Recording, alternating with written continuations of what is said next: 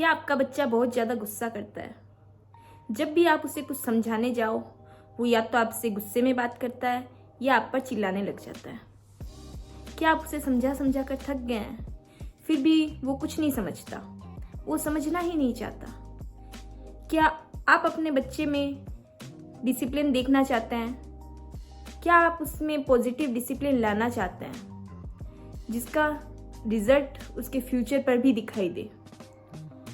तो चलिए मैं आपको कुछ ऐसे टॉपिक्स, कुछ ऐसी बातें बताना चाहती हूँ जिससे आप अपने बच्चे में पॉजिटिव डिसिप्लिन ला सकते हैं, उसे प्यार से डिसिप्लिन में रहना सिखा सकते हैं।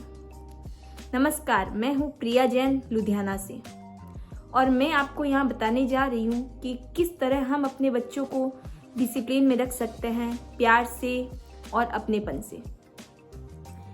मोस्टली जब हम देखते हैं कि जब हम बच्चे पे चिल्लाना शुरू कर देते हैं, जब भी बच्चा कोई गलती करता है हम उसे समझाते हैं, जब वो नहीं समझता तो हम उसे चिल्लाकर या मारकर, उसकी पिटाई करके उसे समझाने की कोशिश करते हैं।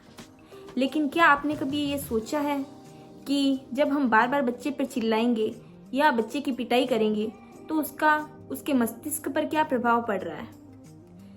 तो इसका उसके मस्तिष्क पर बहुत बुरा प्रभाव पड़ रहा है।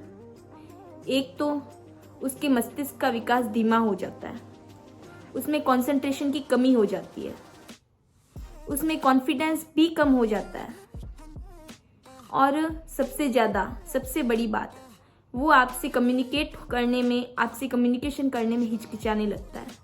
वो मन की बात आपके साथ बोलने में झिझक महसूस करने लगता है, उसे डर लगने लगता है। तो जरूरी है कि बच्चों को प्यार से समझाया जाए, उनके साथ रूडली नहीं बिहेव किया जाए, उनके साथ प्यार से और अपनेपन से बिहेव किया जाए। तो चलिए जानते हैं कि कैसे हम अपने बच्चों में पॉजिटिव डिसिप्लिन ला सकते हैं।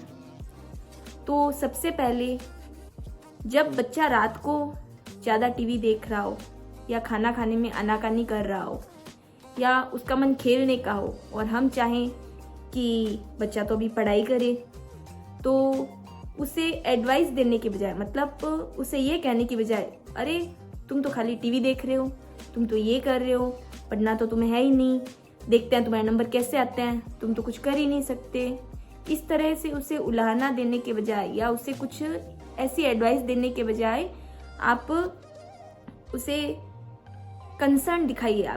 आप उसे अपनी कंसर्न दिखाइए कि आप उसे क्यों कह रहे हैं, आप उसे ये उसके भले के लिए कह रहे हैं। उसे बताओ कि बेटा मैं आपके भले के लिए ही कह रहा हूँ, अगर आप पढ़ाई करोगे तो आपके एग्जाम्स में अच्छे मार्क्स आएंगे, आपके टीचर्स आपसे खुश होंगे, आपके फ्रेंड्स भी आपसे खुश होंगे, और मोस्टली आपके पेरेंट्स भी आपसे बहुत खुश होंगे।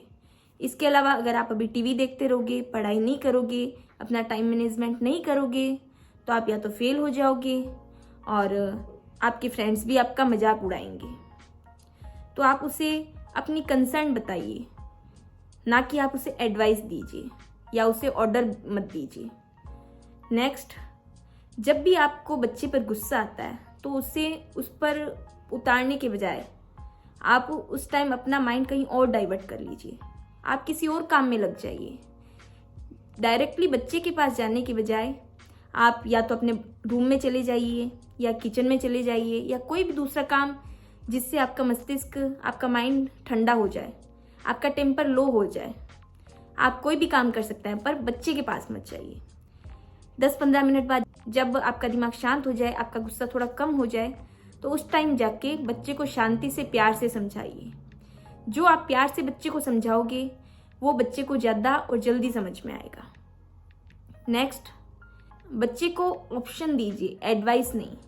जैसे बच्चा कुछ और कर रहा है, जैसे बच्चा मोबाइल देख रहा है और हमें उसे बताना है कि आपको अभी पढ़ाई करनी चाहिए या आपको कुछ और करना चाहिए, तो आप उसे ऑप्शन दीजिए। आप उसे ये मत कीजिए अरे जाओ पढ़ाई करो जाके, अरे ये करो, अरे वो करो। आप उसे ऑप्शन दीजिए, बेटा आपका टीवी का टाइम तो हो गया, आप इतनी देर से फ़ोन देख रहे हो, तो अब आप स्टडी करोगे तो आप रिटर्न करना चाहोगे, आप ओरल करोगे या आप अभी लर्निंग करोगे। तो जब आप बच्चे को ऑप्शन दोगे तो 99% बच्चा उस ऑप्शन में से एक ऑप्शन चूज करके आपके अकॉर्डिंगली काम करना शुरू कर देगा। Next, use story telling. बच्चे को आपको जो भी डिसिप्लिन सिखाना हो, उसे आप जैसा बनाना चाहते हैं उसी अकॉर्डिंगली उसको स्टोरी सुनाइए, बट स्टोरी आप उसको रात को सुनाइए। मोस्टली हम जब बच्चे को स्टोरी सुना देते हैं तो जब फ्री होते हैं उस टाइम हम बच्चे को स्टोरी सुनाते हैं, पर उस टाइम बच्चे का माइंड ऑक्यूपाइड होता है, वो स्टोरी सुनने के मूड में नहीं होता, वो किसी और काम में बिजी होता है, तो वो स्टोरीज उसके माइंड में ज़्यादा देर तक नहीं रहती।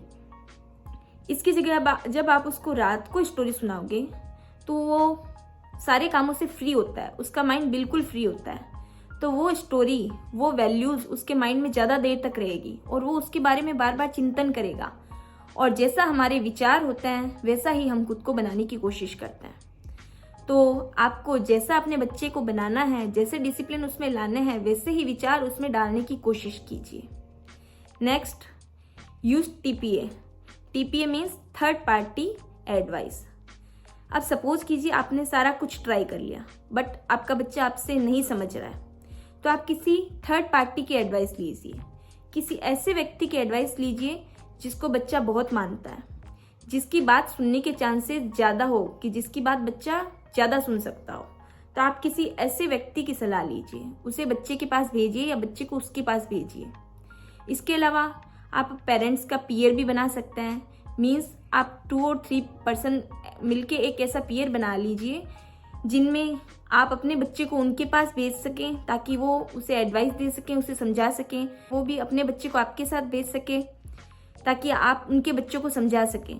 इस तरह आप आपस में एक दूसरे की मदद कर सकते हैं। और आशा करती हूँ कि आपको ये वीडियो बहुत हेल्पफुल लगा होगा और आपको कुछ वैल्यूएबल कंटेंट भी मिला होगा कि कैसे आप अपने बच्चे को डिसिप्लिन में रख सकते हैं, प्यार से और अपनेपन से, ना कि मारपीट कर या गुस्से से।